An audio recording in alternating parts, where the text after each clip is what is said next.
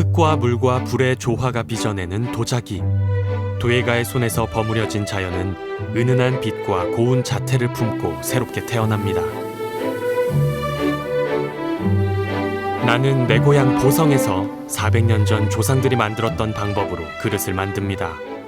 아이, 그 누구도 관심 갖지 않던 덤벙이는 걱정이 어느 날 운명처럼 내게 다가왔고 나는 10여 년째 덤벙이 재현이라는 고단한 길을 걷고 있습니다. 이 사람이 고집이 없으면 지금까지 이렇게 작품을 할 수가 없거든요. 이런 좀 어려운 환경에서. 내가 보성에서 이 보성덤벙이를 재현하는 것은 인간의 삶으로서 하나의 소명이 아닌가 그런 생각으로 요즘 작업을 하니까 마음이 편하더라고요.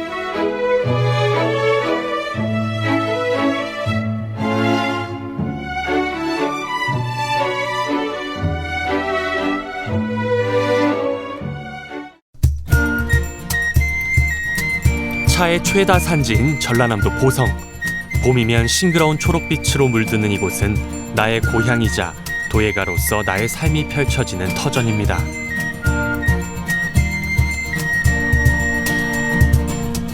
때묻지 않은 자연은 작품에 영감을 주고 주변에 널린 흙은 작품의 재료가 돼줍니다. 이게 이제 가마에 바치던 이제 개떡이란 겁니다. 도짐이라고도 하는데 이것을 가마 경사져 있으니까 이것도 경사가 돼 있죠. 조선 초기 그 가마터 자리입니다. 이런 게 이제 파편이고 도편인데 이 그릇의 빛깔이 아주 살아있는 자연빛이죠. 생기가 느껴지는 빛 아닙니까? 우리 덤벙이에는 그런 빛이 있습니다. 그래서 요즘 현대적인 기법으로 만들어진 덤벙이하고는 다른 어떤 정서를 전해주죠. 기와나 옹기를 만드는 데 사용하는 검붉은 흙. 이 흔하딘 흔한 흙을 가지고 조선의 도공들은 창조적인 작품을 만들어냈으니 그것이 바로 보성 덤벙입니다. 이런 것들이 이제 포리알처럼 이렇게 많이 박혀 있다고 해서 맥반석인데 이런 안반들이 풍화가 돼서 점토가 됩니다. 그래서 다른 지역보다 철분이 좀 더 많아요. 옛날 선조님들께서는 그 자연 환경에 기대서 다 이렇게 사셨기 때문에 그런 천혜의 환경, 여건을 100분 활용을 한 것이죠. 그래서 좋은 작업이 나오는 겁니다. 이것이 있기 때문에 제가 여기서 도자기를 한다라고 봐도 돼요.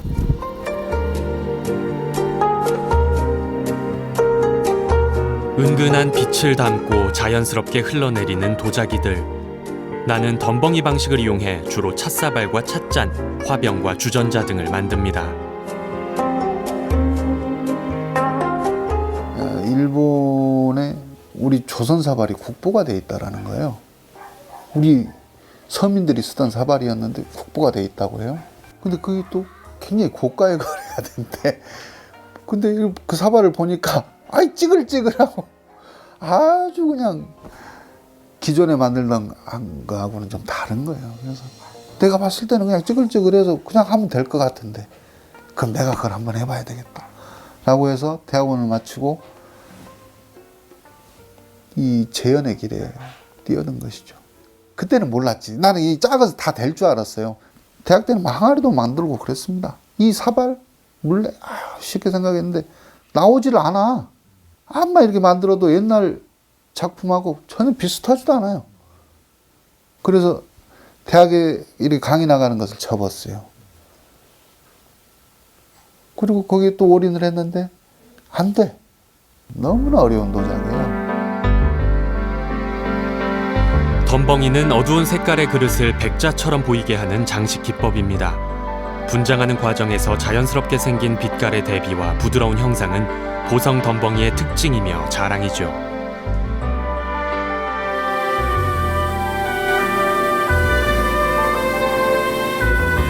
백자의 제작을 법으로 금했던 조선 초기, 보성과 강진, 고흥 등 남해안 지역에서 개발된 이 방법은 제작 기법이 까다롭고 경제성이 떨어진다는 이유로 한 세대를 채 넘기지 못하고 사라져버렸습니다. 대학 시절엔 조형자기를 만들어 인정받았고 이도 차완이라는 일본의 국보를 재현해 주목받으며 나름대로 견고한 도예가의 길을 걷던 나는 어느 날 우연히 접한 이 기법에 눈을 뜨고 삶의 행로를 수정하게 됐습니다. 뭐라고 표현할 수 없는 강한 끌림이 있었고 내 손으로 재현해내고 싶다는 욕구가 끌어올랐기 때문이었습니다.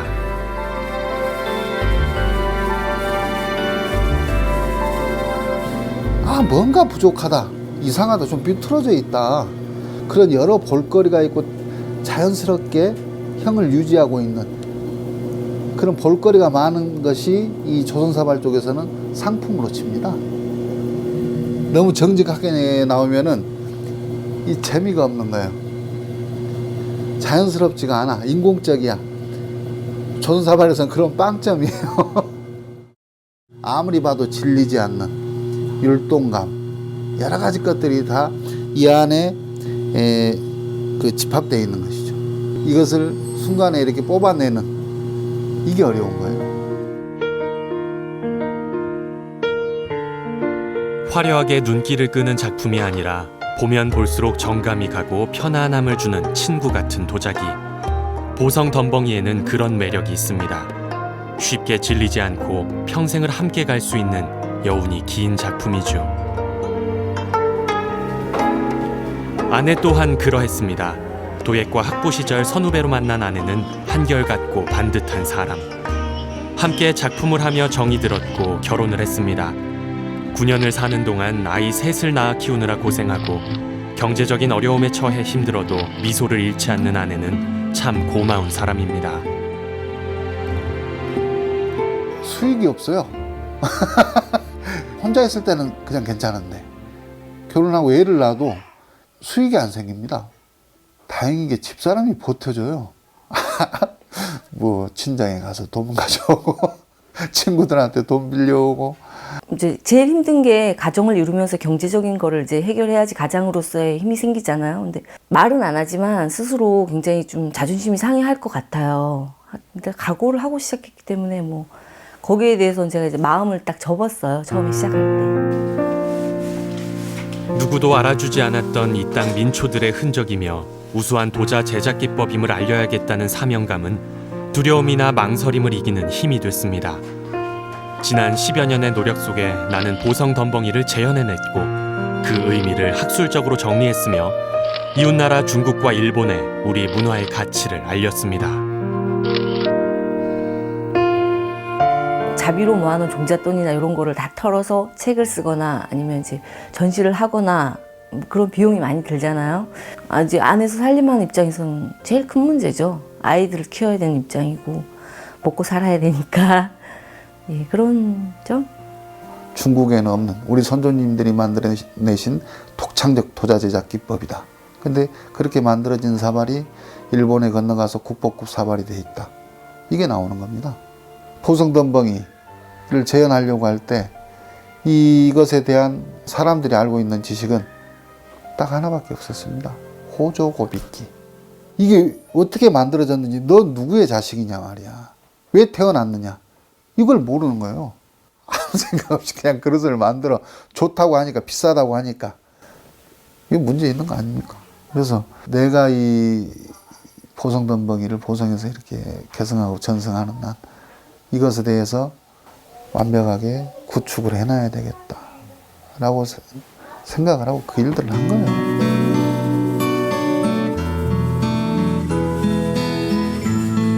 호조 고빗기라는 일본 이름 하나만 알고 시작한 일. 나는 어여쁜 한글 이름을 지어줬습니다. 호조는 보성, 고빗기는 덤벙이라는 순 우리말 이름을 짓고 보니 사명감은 더욱 깊어졌죠.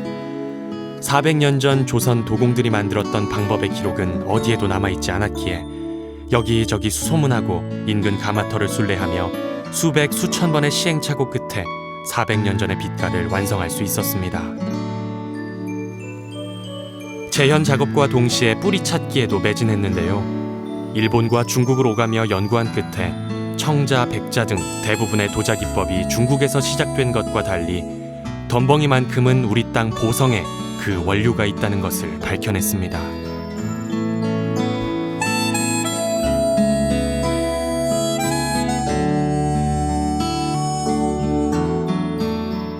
이 가마 형식은 이제 고려 말기, 조선 초기 그때에 해당하는 양식입니다.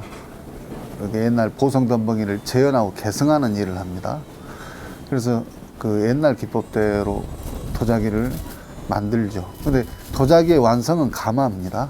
나무를 투입하는 것에 따라서 산소가 차단이 되기도 하고 또 산소가 남아 돌기도 하고 뭐 여러 가지 이제 요건이 있습니다. 비가 오거나 구름이 많이 끼었을 때는 저기압이기 때문에 불이 잘 안 오르고 막 이런 것들. 그럴 때마다 불 때는 방법이 다 틀려요. 나중에 가마를 열었을 때 그 기대감, 이게 또 불을 계속 떼게 하는 그런 어떤 요인이 되기도 합니다. 초벌 후에 백토물을 입혀서 재벌하고 마지막으로 유약을 입혀 다시 굽기까지 총 3차례의 가마 작업을 거쳐야만 완성되는 덤벙이. 경제성의 논리만 따진다면 도저히 할 수 없는 작업입니다. 이토록 오랜 시간과 노력을 들여 만든 작품의 성공률이 단 10%에 불과하다는 것 또한 내가 감당해야 할 숙명이죠. 이번에는 뭐 그것도 안 되는 것 같은데. 하하하하. 아유, 걱정이 태산이다. 백토물의 품질이나 입힘 정도, 불의 세기 등 제작 과정의 미세한 차이가 덤벙이의 생사 여부를 결정합니다. 뭐 남편 분위기로 봐서 좀 작품이 많이 안 나온 것 같아요. 예. 한 작품이라도 더 살리고 싶은 아내와 작품의 품질에 엄격하고 냉정한 남편. 가마의 마지막 불이 꺼지는 날 우리는 늘 티격태격합니다. 그런 건 아깝다. 저 밑에 있는 건 잘 나온 것 같은데 그래도. 일반인의 눈으로는 도저히 알 수 없는 미세한 흠도 나는 결코 용납할 수 없습니다. 스스로가 인정하는 수준의 형태와 빛깔이 나오지 않으면 망설임 없이 깨버리고 마는데요. 이는 내 자신과의 약속이자 진정한 명품을 만들어가는 과정인 겁니다. 하지만 아내는 나의 시간과 노력을 지켜봤기에 한 작품이라도 더 살리고 싶어 하죠. 그 심정을 헤아리는 내 마음 또한 무겁습니다. 이걸 팔아서 이렇게 돈을 만들면 한 달 생활비가 나오고 뭐 이런 사람이 인생을 사는 것은 그렇게 사라지는 게 아니더라고요. 돈을 벌려고 해서 벌어지는 것도 아니고 이 그릇을 내가 안 깼나라고 해서 먹고 사라지는 것도 아니에요. 고집이 세요. 무지 세요. 고집이 없으면 이 작업을 할 수가 없을 것 같아요. 제 생각에는. 이 작품은 너무 잘 나왔기 때문에 500만 원이라고 이렇게 얘기를 했어요. 근데 그래서 이제 이렇게 말이 잘 됐는데 다른 작가하고 이렇게 비교하는 말씀을 하셨나 봐요. 그러니까 그 작품을 안 팔았어요, 결국은. 속이 많이 좀 아팠던 기억이 있어요. 이 사람이 고집이 없으면 지금까지 이렇게 작품을 할 수가 없거든요. 이런 좀 어려운 환경에서. 그거에 대해서 계속 마음을 쓰면 그래서 못 살죠, 제가. 아내의 희생과 지지는 나를 채찍질해주고 더욱 작품에 매진하게 합니다. 오랜 세월 만족감을 주는 기품 있는 작품을 만들기 위해 나는 한순간도 긴장을 놓지 않습니다.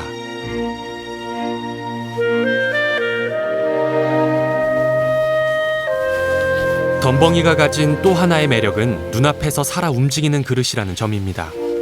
백토물에 담금질을 할 때 생긴 미세한 틈이 그 변화를 주도하는데요. 틈으로 베어든 찬물은 그릇에 물꽃을 피어나게 하고 다채로운 경치를 만들어줍니다.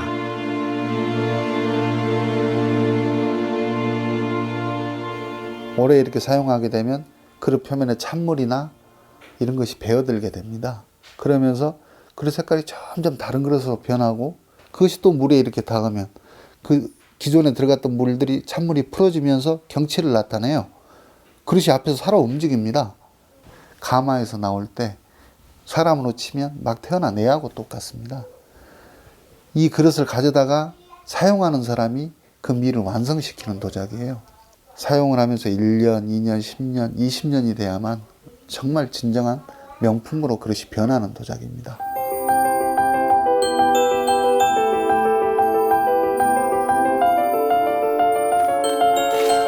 운명으로 다가온 덤벙이는 설렘과 만족감을 내게 줬지만 동시에 많은 걸 포기하기도 했습니다. 도예과 교수가 되겠다던 오랜 꿈을 접어야 했고 아이들 치닥거리에 남편 작업 돕느라 허리 펼 날 없는 아내에겐 늘 마음의 부채를 안고 살아가죠. 눈에 넣어도 아프지 않을 아이들에게 경제적인 풍요를 주지도 못합니다. 모든 걸 다 얻을 수 없는 인생의 순리를 거스르지 못하는 우리인가 봅니다.